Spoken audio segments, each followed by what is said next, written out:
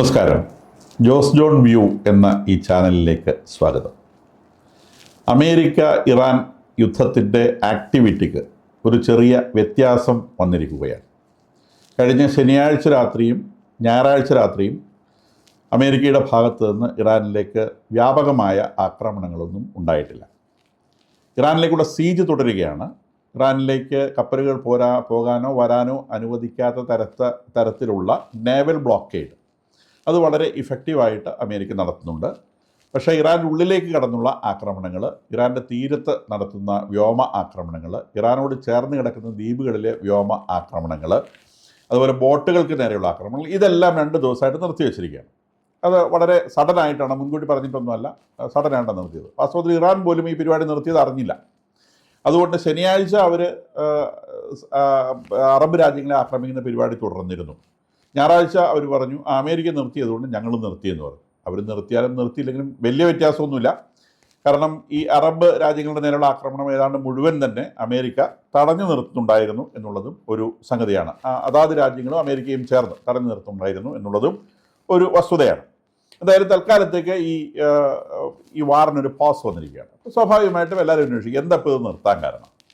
ആദ്യം New York times അടക്കമുള്ള പത്രങ്ങൾ റിപ്പോർട്ട് ചെയ്തത് അമേരിക്കയുടെ കയ്യിലുള്ള പാട്രിയോട്ട് മിസൈലിൻ്റെ, അതായത് മിസൈലുകളുടെ സ്റ്റോക്ക് വളരെ കുറഞ്ഞു. അങ്ങനെ കുറഞ്ഞതുകൊണ്ടാണ് അവർ തൽക്കാലത്തേക്ക് നിർത്തിവെച്ചത്. അതിൻ്റെ സ്റ്റോക്ക് റീബിൽഡ് ചെയ്യുന്നതിന് വേണ്ടിയിട്ടാണ്. അപ്പോൾ അമേരിക്കയൊക്കെ സംബന്ധിച്ച് ഈ ഇറാനൊന്നുമല്ല പ്രമുഖമായ ഒരു ശത്രു എന്ന് പറയുന്നത്. വേറെ ലോകത്തിൽ അവർക്ക് വലിയ വലിയ ശത്രുക്കളൊക്കെ ഉണ്ട്. അതുകൊണ്ട് തന്നെ എപ്പോഴും അവരുടെ ആയുധപ്പുരയിൽ ഒരു ഡെഫിനറ്റ് നമ്പർ ഓഫ് ആയുധങ്ങൾ എപ്പോഴും സ്റ്റോക്ക് വേണം. അത് നിയമമുള്ളതാണ്. അപ്പോൾ അതിൻ്റെ താഴോട്ട് അതിന് പോകാൻ പറ്റില്ല. അപ്പോൾ ആ ഒരു സ്റ്റോക്കിൽ തൊടുന്നു, അല്ലെങ്കിൽ മേജർ സ്റ്റോക്കിൽ തൊടുന്നു എന്ന് വരുന്ന ഒരു സാഹചര്യത്തിലാണ് ഈ യുദ്ധം നിർത്തിയിട്ടുള്ളത്. ഉടനെ ആ ഡിപ്ലീഷൻ വന്ന സാധനം ഉടനെ തന്നെ മേക്കപ്പ് ചെയ്തിട്ട് വീണ്ടും സ്റ്റാർട്ട് ചെയ്യും. അപ്പോൾ അതിനുവേണ്ടി തൽക്കാലത്തേക്ക് എടുത്തൊരു പോസാണ് ഈ സംഗതി എന്നാണ് ഈ ന്യൂയോർക്ക് ടൈംസ് അടക്കമുള്ള പത്രങ്ങളും ആദ്യം ശനിയാഴ്ച റിപ്പോർട്ട് ചെയ്തത്. ഇപ്പം ജോർദാനിലെ അമേരിക്കൻ എയർബേസിൽ ഇറാൻ്റെ മിസൈൽ വീഴാനുണ്ടായ കാരണം അതിനെ ഇഫക്റ്റീവായി തടയാൻ കഴിയാതെ പോയതാണെന്നും അങ്ങനെ സംഭവിക്കാനുള്ള കാരണം അവിടെ പാട്രിയോട്ട് മിസൈലുകളുടെ എണ്ണത്തിൽ കുറവുണ്ടായിരുന്നു എന്നുമാണ് ഈ അസംഷൻ എഴുതിയ ആളുകൾ പറയുന്നത്. അവിടെ 2 പേര് മരിച്ച കാര്യവും 3 പേര് മരിച്ച കാര്യമൊക്കെ നമ്മൾ റിപ്പോർട്ട് ചെയ്തിട്ടുള്ളതാണ്, നമ്മൾ മനസ്സിലാക്കിയിട്ടുള്ള സംഗതിയാണ്. അപ്പോൾ അതാണ് ഒരു എക്സാമ്പിളായിട്ട്, അല്ലെങ്കിൽ ഒരു സിംപ്റ്റമായിട്ട് ഇവരുടെ ഈ പറയുന്ന ഡിപ്ലീഷൻ സംഭവിച്ചിട്ടുണ്ട് എന്നുള്ളതിന് ഒരു ഡെപ്പിക്ഷനായിട്ട് പത്രങ്ങൾ എടുത്ത് കാണിക്കുന്നത്. അപ്പോൾ എന്തായാലും ട്രംപ് പറഞ്ഞു അതൊന്നും അല്ല കാര്യം, ഞങ്ങൾ തൽക്കാലത്തേക്ക് നിർത്തി എന്നേ ഉള്ളൂ. അതിന് കാരണമെന്ന് അദ്ദേഹം പറയുന്നത് തൽക്കാലത്തേക്ക് നിർത്തിയിരുന്നു. അപ്പോൾ പുതിയ ഊഹാപോഹങ്ങൾ വന്നു. അപ്പോൾ പുതിയ ഊഹാപോഹങ്ങളനുസരിച്ച് ഇത് നെഗോസിയേഷന് ഒരു ഗ്യാപ്പ് കൊടുക്കുന്നതാണ്. ഇപ്പോൾ നെഗോഷിയേറ്റിംഗ് ടീം നേരത്തെ മുതലേ ഒരു 10 ദിവസത്തെ ഗ്യാപ്പ് അവർ ആവശ്യപ്പെടുന്നുണ്ട്. ഒരു 10 ദിവസത്തേക്ക് യുദ്ധം ഒന്ന് പോസ് ചെയ്യണം. അതിനിടയിലൂടെ നമുക്കിത് നെഗോഷിയേറ്റ് ചെയ്തിട്ട് വീണ്ടും മെമ്മോറാണ്ടം ഓഫ് അണ്ടർസ്റ്റാൻഡിങ് നമുക്ക് റീബിൽഡ് ചെയ്യാം, അത് റീഇൻസ്റ്റേറ്റ് ചെയ്യാം എന്നൊരു സംഗതി പറയുന്നുണ്ട്. ഇറാൻ അതിനിടയിലൂടെ ഒമാനുമായിട്ടൊക്കെ ചർച്ച നടത്തുന്നുണ്ട്. ഈ ഹോർമുസ് സ്ട്രെയ്റ്റിൽ എങ്ങനെയാണ് ഗതാഗതം നിയന്ത്രിക്കേണ്ടത് എന്നതിനെ സംബന്ധിച്ച് അവർ ചർച്ച നടത്തുന്നുണ്ട്. അമേരിക്ക അതിൽ ഇടപെടുന്നതായി വാർത്തകളുണ്ട്. കാരണം ഒമാനും അമേരിക്കയും തമ്മിൽ നല്ല ബന്ധമാണ്. ഒമാനെ സംബന്ധിച്ച് കുറച്ച് കാശ് കിട്ടിയ മോശമൊന്നുമില്ല. ഇറാനും ഒമാനും കൂടി ചേർന്നിട്ട് അതങ്ങ് നിയന്ത്രിക്കുകയാണെങ്കിൽ കുറച്ച് പൈസ ഒമാനും കുറച്ച് പൈസ ഇറാനും അങ്ങനെ കിട്ടണം എന്നൊരു ആഗ്രഹം ഒരുപക്ഷെ ഒമാൻ്റെ ഉള്ളിൽ കണ്ടേക്കാം. എന്തായാലും പുറത്തേക്ക് അവരത് പറയുന്നില്ല, ഞങ്ങൾക്കത് വേണ്ടെന്നാണ് പറയുന്നത്. കാരണം അമേരിക്ക പറഞ്ഞിട്ടുണ്ട് ഒമാൻ അങ്ങനത്തെ ഒരു കാര്യത്തിൽ ഇറങ്ങിയാൽ ഒമാനെ ബോംബ് ചെയ്യും എന്ന് പറഞ്ഞിട്ടുണ്ട്.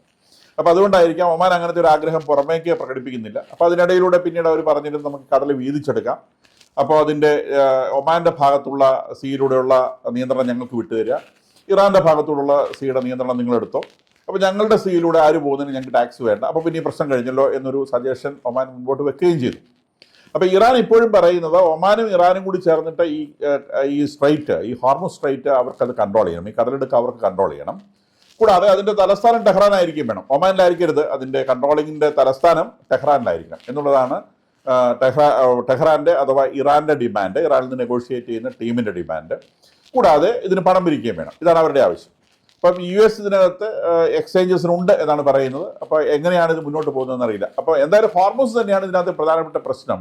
ഈ മെമ്മോറാണ്ടം ഓഫ് അണ്ടർസ്റ്റാൻഡിങ്ങിൽ ഹോർമുസ് ടോട്ടലി ഫ്രീ ആക്കി വിടുക എന്നുള്ളതാണ് അമേരിക്കയുടെ ആവശ്യം.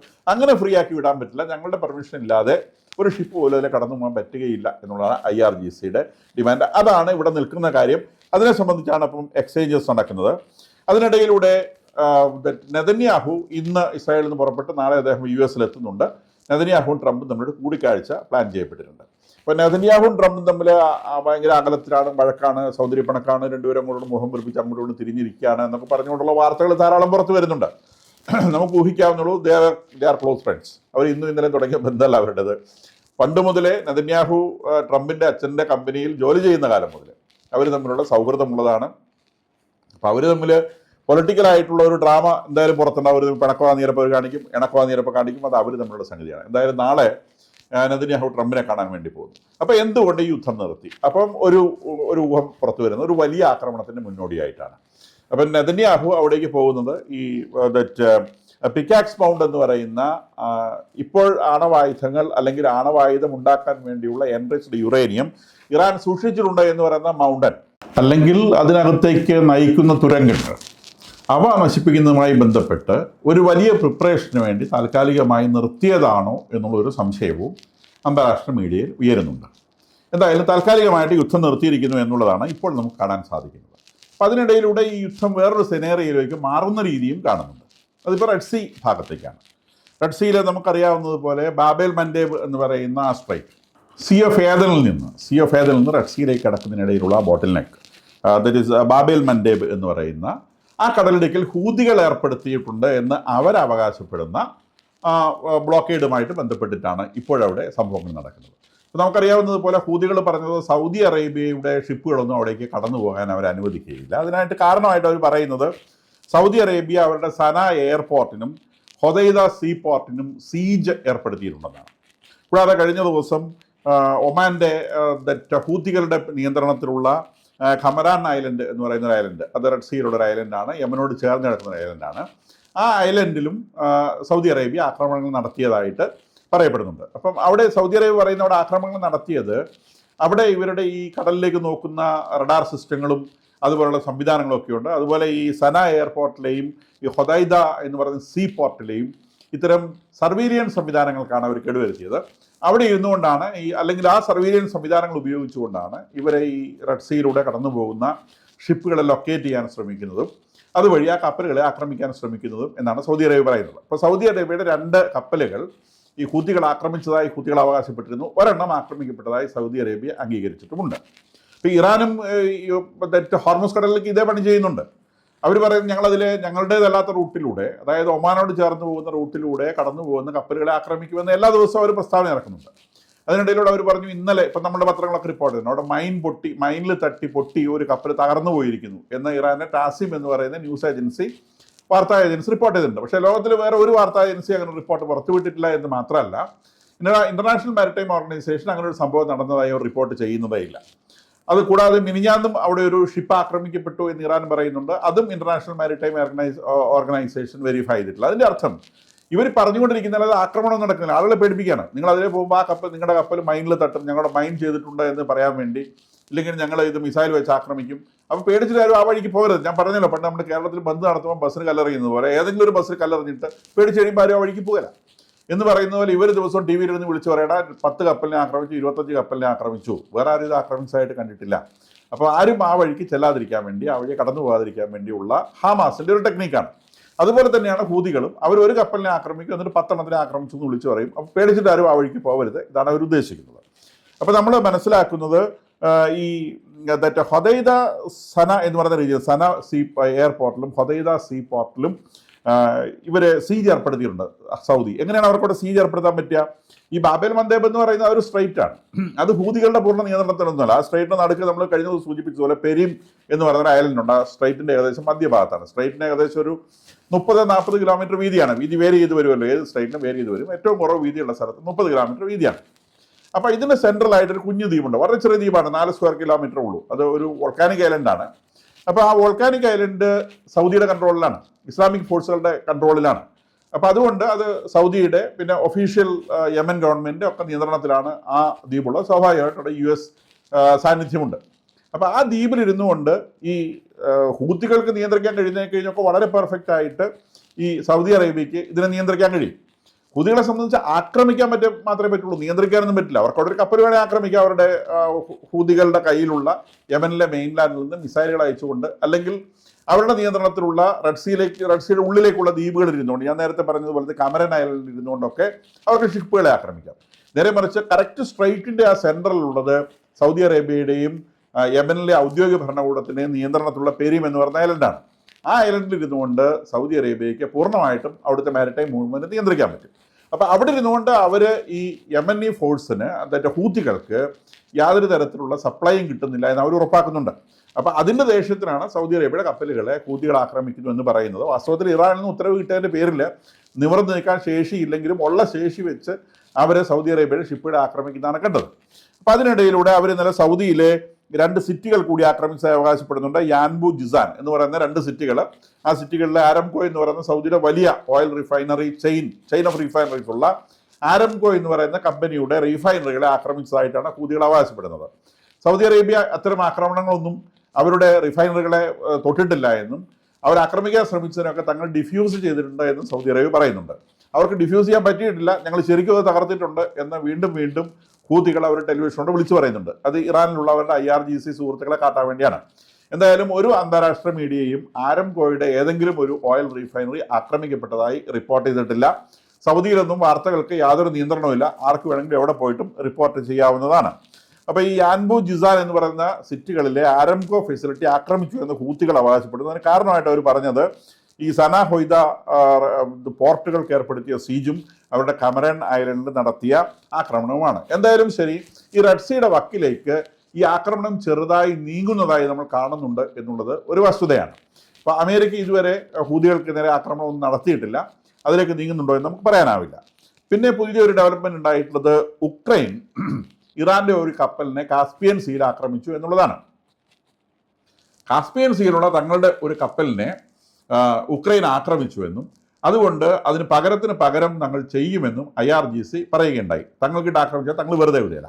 അപ്പോൾ ഉക്രൈൻ അത് വെരിഫൈ ചെയ്തിട്ടുണ്ട്. കാസ്പിയൻ സീയിലുള്ള ഇറാന്റെ ഒരു കപ്പലിനെ തങ്ങൾ ആക്രമിച്ചിട്ടുണ്ട്. അതിന് കാരണം അവർ പറയുന്നത് റഷ്യയ്ക്കുള്ള ആയുധങ്ങളുമായി വന്നതാണ്. അപ്പോൾ ഇറാൻ അത് എന്താണ് അതിലുണ്ടായിരുന്നത് എന്ന് പറയാം, അവരത് ഓയിൽ ഷിപ്പാണെന്നാണ് പറയുന്നത്. ഓയിൽ ഷിപ്പുകളും കാർഗോ ഷിപ്പുകളും തമ്മിൽ നിശ്ചയമായിട്ട് തിരിച്ചറിയാൻ പറ്റും. അപ്പം ഇത് കാർഗോ ഷിപ്പാണ്. ഈ കാർഗോ ഷിപ്പിൽ റഷ്യയിലേക്കുള്ള ഉക്രൈനെ ആക്രമിക്കാനുള്ള ആയുധങ്ങളുടെ ഓഗ്മെന്റേഷനാണ് ഉണ്ടായിരുന്നത് എന്നാണ് ഉക്രൈൻ പറയുന്നത്. അത് കൃത്യമായി മനസ്സിലാക്കിയതിൻ്റെ അടിസ്ഥാനത്തിലാണ് തങ്ങൾ അതിനെ ആക്രമിച്ചതെന്നും അവർ പറയുന്നു. കൂടാതെ റഷ്യയാണ് ഈ അമേരിക്കയ്ക്കെതിരെയുള്ള ഇറാന്റെ യുദ്ധത്തിൽ എല്ലാ തരത്തിലുള്ള സാറ്റലൈറ്റ് ഇൻഫർമേഷനും ഇറാന് കൊടുക്കുന്നത് എന്ന തെളിവ് സഹിതം ഉള്ള റിപ്പോർട്ടുകളും ഉക്രൈൻ പുറത്തുവിട്ടിട്ടുണ്ട്. അപ്പോൾ ഈ പ്രത്യാരോപണങ്ങൾ നടക്കുന്നുണ്ട്. വാസ്തവത്തിൽ ഉക്രൈനും ഈ കാസ്പിയൻ സീയും തമ്മിൽ നല്ല അകലമുണ്ട്. ഉക്രൈൻ ബ്ലാക്ക് സീയുടെ തീരത്ത് കിടക്കുന്ന ഒരു രാജ്യമാണെന്ന് നമുക്കറിയാം. ഈ ബ്ലാക്ക് സീയും കാസ്പിയൻ സീയും റഷ്യയുടെ 2 ഭാഗത്താണ്. ബ്ലാക്ക് സീ എന്ന് പറയുന്നത് റഷ്യയുടെ പടിഞ്ഞാറ് ഭാഗത്തായിട്ട് വരുന്നതാണ്. നേരെ മറിച്ച് കാസ്പിയൻ സീ എന്ന് പറയുന്നത് അതൊരു ഉൾക്കടലാണ്. കാസ്പിയൻ സീ ശരിക്കും ഒരു ഉൾക്കടലാണ്, വേറെ ഒരു കടലുമായിട്ടും അതിന് നേരിട്ട് ബന്ധമില്ല. ആ കടല് റഷ്യയുടെ തെക്ക് ഭാഗത്താണ്. ആ കടൽ വഴി ഇറാനും റഷ്യയും തമ്മിലുള്ള എക്സ്ചേഞ്ചസ് ഭയങ്കര ഈസിയാണ്, ആർക്കും ഒന്നും ചെയ്യാൻ പറ്റില്ല. ഞാൻ നേരത്തെ ഇപ്പോൾ പറഞ്ഞതുപോലെ വേറെ ഒരു സീയിൽ നിന്നും അവിടേക്ക് ആക്സസ് ഇല്ല. അപ്പം അതുകൊണ്ട് തന്നെ അതിന് ചുറ്റുമുള്ള രാജ്യങ്ങൾ മാത്രമേ ആ കടലിലേക്ക് എത്തുകയുള്ളൂ. അതിൻ്റെ ഒരു ഭാഗത്താണ് റഷ്യ ഉള്ളത്, വേറൊരു ഭാഗത്താണ് ഇറാനുള്ളത്. ഈ കടലിലൂടെ റഷ്യയിലേക്കോ ഇറാനിൽ നിന്ന് റഷ്യയിലേക്കോ റഷ്യയിൽ നിന്ന് ഇറാനിലേക്കോ വളരെ ഈസി ആയിട്ട് എക്സ്ചേഞ്ചസ് നടക്കും. അപ്പോൾ അതിലൂടെയാണ് റഷ്യ ഏതെങ്കിലും ആയുധങ്ങൾ കൊടുത്ത് ഇറാനെ സഹായിക്കുന്നുണ്ടെങ്കിൽ അത് അവിടെ നിന്ന് ഇങ്ങോട്ട് വരുന്നത്. അതുപോലെ ഇറാനിൽ നിന്ന് ഡ്രോൺ പോലത്തെ സാധനങ്ങൾ റഷ്യയിലേക്ക് കടത്തുന്നുണ്ടെങ്കിൽ അത് കൊണ്ടുപോകുന്ന വഴിയും ഈ സീ തന്നെയാണ്. അപ്പോൾ അവർ തമ്മിലുള്ള എക്സ്ചേഞ്ചിലിട്ട് ഉക്രൈനിൽ ഇരുന്നുകൊണ്ട് ഉക്രൈൻ സേന ആക്രമിച്ചു എന്നുള്ളതാണ്. ഉക്രൈൻ സേനയും വളരെ മോഡിഫൈഡ് ആയിട്ടുള്ള സേനയാണ്. ഏകദേശം ഇസ്രായേൽ സേനയോട് കടപിടിക്കത്തക്ക രീതിയിലുള്ള ഒരു രണപാരമ്പര്യം അല്ലെങ്കിൽ ഒരു രണധീരത അവർ നേടിയിട്ടുണ്ട്. കാരണം കുറേ വർഷങ്ങളായിട്ട് അവർ യുദ്ധത്തിലാണ്. അതുപോലെ തന്നെ അവർ ടെക്നോളജിയും വല്ലാതെ ഡെവലപ്പ് ചെയ്യുന്നുണ്ട്. യൂറോപ്യൻ രാജ്യങ്ങളുടെ നിശ്ചയമായും വലിയ പിന്തുണയുണ്ട്. റഷ്യയെ സംബന്ധിച്ച് ഇത്രയും വലിയ രാജ്യമായിട്ടും അവർക്ക് കൊറിയയിൽ നിന്നൊക്കെ പട്ടാളക്കാരെ ഇറക്കിയിട്ടാണ് അവർക്കിപ്പോൾ യുദ്ധം നേരിടാൻ സാധിക്കുന്നത്. നേരെ മറിച്ച് ഉക്രൈനെ സംബന്ധിച്ച് അവർ ഒറ്റയ്ക്ക് ഈ യുദ്ധം നേരിടുന്നുണ്ട്. കുഞ്ഞു രാജ്യമാണ് എങ്കിൽ പോലും ഒറ്റയ്ക്ക് അവർ ആ യുദ്ധം നേരിടുന്നുണ്ട്. അവരുടെ ധീരത നമ്മൾ അംഗീകരിച്ച് കൊടുത്തേ പറ്റൂ. എന്തായാലും ശരി, ആ ഭാഗത്തേക്ക് അപ്പം നമുക്കറിയുന്നത് പോലെ ഈ റഷ്യയുടെ 2 ഭാഗത്താണ് ഈ കാസ്പിയൻ സീയും ബ്ലാക്ക് സീയും ഉള്ളത്. നമ്മളൊക്കെ റഷ്യയിലേക്ക് ആക്സസ് ചെയ്യുന്ന ബ്ലാക്ക് സീയിലൂടെയാണ്. ബ്ലാക്ക് സീയോട് ചേർന്ന് ഒരു ടർക്കി, നമുക്കറിയാം ഈ ബ്ലാക്ക് സീയുടെ ഒരു ഭാഗത്ത് തുർക്കി വരുന്നുണ്ട്, വേറൊരു ഭാഗത്താണ് റഷ്യ വരുന്നത്. ബ്ലാക്ക് സീയുടെ ഏകദേശം തെക്ക് ഭാഗത്തായിട്ടാണ് തുർക്കി എന്ന് പറഞ്ഞ രാജ്യം കിടക്കുന്നത്. ഈ തുർക്കി എന്ന രാജ്യത്തിന് മെഡിറ്ററേനിയൻ സീയുമായിട്ടും ബ്ലാക്ക് സീയുമായിട്ടും അതിർത്തികളുണ്ട്. തുർക്കിയുടെ നടുവിലൂടെയാണ് വാസ്തവത്തിൽ മെഡിറ്ററേനിയൻ സീയിൽ നിന്ന് ബ്ലാക്ക് സീയിലേക്ക് കടക്കുന്നത്. തുർക്കിയിൽ നിന്ന് 2 കടലിടുക്കുകളാണ്. അത് ഈ തുർക്കിയുടെ ഈ സീ ഓഫ് മർമാര എന്ന് പറയുന്നൊരു കടലുണ്ട്, സീ ഓഫ് മർമാര. ഈ സീ ഓഫ് മർമാര എന്ന് പറയുന്നത് തുർക്കിയുടെ അതിർത്തിയിൽ വരുന്ന ഒരു കടലാണ്. ഈ കടലിൽ നിന്ന് ബ്ലാക്ക് സീയിലേക്ക് കടക്കുന്നത് ബാസ്പോറസ് എന്ന് പറയുന്ന ഒരു സ്ട്രൈറ്റ് വഴിയാണ്. അപ്പോൾ ബാസ്പോറസ് ആണ് സീ ഓഫ് മർമാരയും ബ്ലാക്ക് സീയിൽ നിന്ന് കണക്ട് ചെയ്യുന്നത്. ഇനി സീ ഓഫ് മർമാരയിൽ നിന്ന് മെഡിറ്ററേനിയനിൽ കിടക്കുന്നത് കാർഡനാലിസ് എന്ന് പറയുന്ന ഒരു സ്ട്രൈറ്റിലൂടെയാണ്. അപ്പോൾ ഈ സ്ട്രൈറ്റുകളും സീയും ചേർന്ന് തുർക്കിയെ 2 കഷ്ണമായിട്ട് വീതിക്കുന്നുണ്ട്. അതിലെ ചെറിയ പീസ് ആ ഭാഗം യൂറോപ്പായിട്ടാണ് പരിഗണിക്കപ്പെടുന്നത്, അതിലെ വലിയ ഭാഗം അത് ഏഷ്യ ആയിട്ടാണ് പരിഗണിക്കപ്പെടുന്നത്. അപ്പം ഈ തുർക്കി എന്ന് പറഞ്ഞ രാജ്യം യൂറോപ്പിൻ്റെയും ഏഷ്യയുടെയും അതിർത്തിയിൽ കിടക്കുന്ന രാജ്യമായിട്ടാണ് പരിഗണിക്കപ്പെടുന്നത്. അതിൽ ഈ സീ ഓഫ് മർമാരയുടെ കിഴക്ക് ഭാഗത്തുള്ളത് ഏഷ്യൻ ഭാഗവും അതിൻ്റെ പടിഞ്ഞാറ് ഭാഗത്തുള്ളത് യൂറോപ്യൻ ഭാഗവുമായിട്ടാണ് പരിഗണിക്കപ്പെടുക. അപ്പോൾ തുർക്കി ഏഷ്യയുടെയും യൂറോപ്പിൻ്റെയും അതിർത്തിയുമാണ്, കണക്റ്റിംഗ് ആയിട്ടുള്ള രാജ്യവുമാണ് തിരിച്ചറിയുക. അപ്പോൾ നമ്മളൊക്കെ അല്ലെങ്കിൽ നമ്മുടെ രാജ്യത്ത് നിന്ന് നമ്മൾ റഷ്യയിലേക്ക് ആക്സസ് ചെയ്യുന്നത് ഇവിടെ നിന്ന് പോയിട്ട് സുയസ് കനാലിലൂടെ മെഡിറ്ററേനിയൻ സീയിൽ പ്രവേശിച്ച് മെഡിറ്ററേനിയൻ സീയിൽ നിന്ന് കർണല സ്ട്രൈറ്റിലൂടെ സീ ഓഫ് മർമാരയിൽ പ്രവേശിച്ച് ബാസ്പോറസ് സ്ട്രൈറ്റിലൂടെ ബ്ലാക്ക് സീയിൽ പോയിട്ടാണ് നമ്മൾ റഷ്യയിൽ നിന്ന് ഓയിൽ വാങ്ങി തിരിച്ചു വരുന്നതെന്ന് മനസ്സിലാക്കണം. അപ്പോൾ അത് വലിയ ഡിസ്റ്റൻസ് ഉള്ള റൂട്ടാണ്. പേർഷ്യൻ ഗൾഫിൽ നിന്ന് വാങ്ങിക്കൊണ്ട് വരുന്നത് പോലെ അത്രയും എളുപ്പമുള്ള ഒരു സംഗതിയല്ല. അപ്പോൾ ഈ പറഞ്ഞ കൂട്ടത്തിൽ കുറച്ച് ജിയോഗ്രഫിയൊക്കെ പറഞ്ഞു എന്നേ ഉള്ളൂ. ഇതാണ് ഇപ്പോഴത്തെ കറണ്ട് അഫയേഴ്സ് എന്ന് പറയുന്നത്. ഈ ചാനൽ നിങ്ങൾക്ക് താല്പര്യമായി തോന്നുന്നുണ്ടെങ്കിൽ ദയവായി ഇത് സബ്സ്ക്രൈബ് ചെയ്യുക, ഫോർവേഡ് ചെയ്യുക, ലൈക്ക് ചെയ്യുക.